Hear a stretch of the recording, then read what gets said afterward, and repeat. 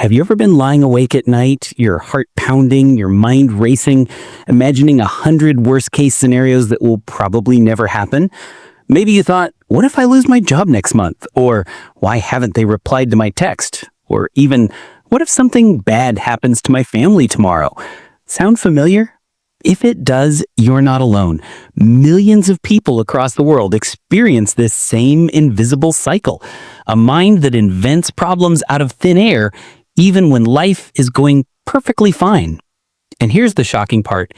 It's not your fault. Your brain has a hidden bug, a survival glitch that was designed to protect you thousands of years ago, but now sabotages your peace in the modern world. Today, I'm going to show you exactly why your mind does this, how it secretly drains your energy and happiness, and most importantly, how to break free from this mental trap using one of the most effective research-backed tools in modern psychology, cognitive behavioral therapy, or CBT. Stay with me, because by the end of this, you'll have a simple science-based method to reset your mind, stop chasing imaginary disasters, and finally enjoy the calm you've been searching for. So let's start with this. Imagine you're living thousands of years ago. The world is dangerous. Every rustle in the bushes could be a predator. Every shadow might mean death. Your brain evolved in this world where survival depended on assuming the worst, just in case. Psychologists call this the negativity bias. And research by Baumeister and his colleagues in 2001 showed that our brains are about 10 times more sensitive to negative possibilities than to positive ones. It was a survival feature. Think about two cavemen. One hears rustling in the bushes and thinks, probably just the wind. The other thinks, it might be a tiger, and runs away. Who survives? The anxious one. Generation after generation, that hypervigilant wiring got passed down. And now, thousands of years later, we still have that same brain, but without the tigers. Today, the bushes have been replaced by emails, unread messages, office meetings, and Instagram stories. But your brain reacts the same way, as if your survival is constantly at stake.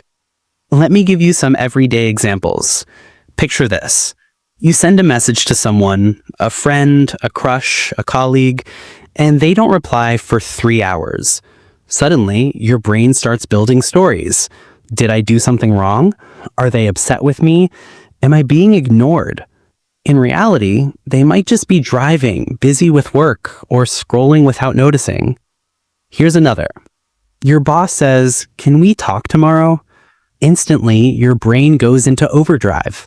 You rehearse being fired, losing your income, your life falling apart.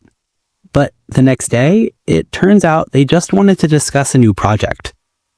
Or maybe you open social media and see friends hanging out without you. And there it is. They don't like me anymore. I'm being left out. The reality, it was a last-minute meetup.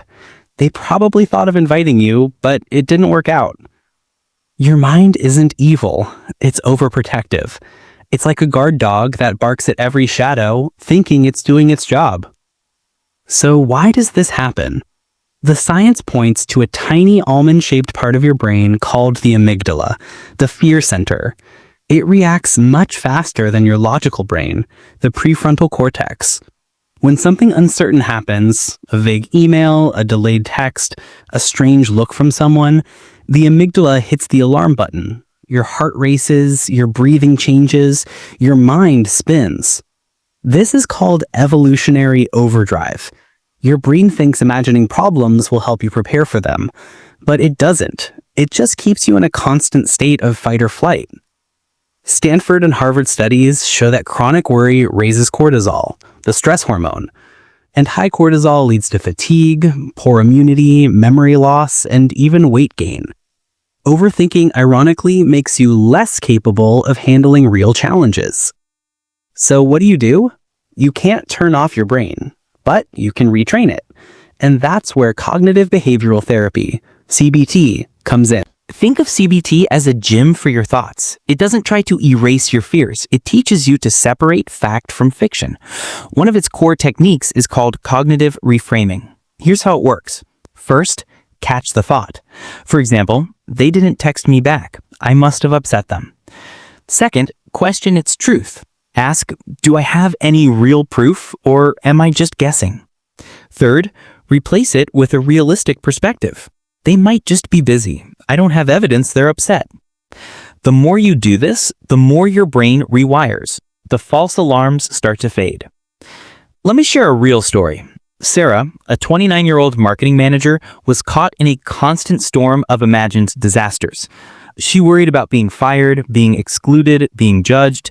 Every vague email was a threat. After 3 months of CBT, she discovered her core fear: rejection. One day, her boss emailed, "Let's meet tomorrow." Panic rose instantly. This is it. I'm done. But this time, she paused. She took a breath. She applied CBT. I don't have any evidence this is bad. It could even be good news. And guess what? It was. That meeting was a promotion. Every false problem your brain creates steals your real happiness. Anxiety robs your sleep. Overthinking kills opportunities. A mind that constantly predicts storms never enjoys the sunshine. Think about how many hours you've spent worrying about things that never even happened. Those hours are your life. Gone. So, how do you break the cycle? Here's a 3-step daily mental reset inspired by CBT. Step 1, name the phantom. Each time anxiety strikes, write down the imagined problem. Don't keep it spinning in your head. Get it on paper. Second, question its truth. Ask, do I have any real proof or am I just guessing? Third, replace it with a realistic perspective. They might just be busy. I don't have evidence they're upset. Do this especially before bed. Studies show it dramatically reduces midnight overthinking. But there are also things you should avoid if you want to break this cycle. Don't suppress thoughts. The more you push them away, the stronger they come back. Psychologists call this the rebound effect. Don't seek constant reassurance, asking everyone, "Are we okay?" or "Did I do something wrong?" only feeds the loop. And don't drown your mind with distractions alone. Scrolling endlessly, binge watching, or overworking may pause the worry, but it doesn't heal it. For long-term results, think of your mind like a muscle. CBT is powerful, but consistency wins. Pair it with mindfulness meditation. Harvard research shows it literally reduces amygdala activity. Add regular physical exercise. It lowers cortisol naturally. Improve your sleep. A rested brain processes worries more clearly. And finally, curate your information diet. If your feed is filled with negativity, fear, and outrage, your brain will always be on edge. Here's the truth. Your brain is not broken. It's doing what it evolved to do, protect you. It just hasn't updated its software for the modern world. You are not weak, you are not crazy, and you are definitely not alone. Now you have the hack. Awareness plus reframing equals freedom. Next time your mind whispers a nightmare, smile gently and say, "Thanks, brain, but I'm safe." If what you've heard today helped you see through your brain's little tricks, hit that like button, because it tells me you want more videos like this that rewire your mind for peace, not panic. And before you go, tell me in the comments, what's one fake problem your mind invented this week? Let's turn that comment section into a safe space for truth-checking our worries. And don't forget to subscribe, because the journey from overthinking to overwinning starts right here.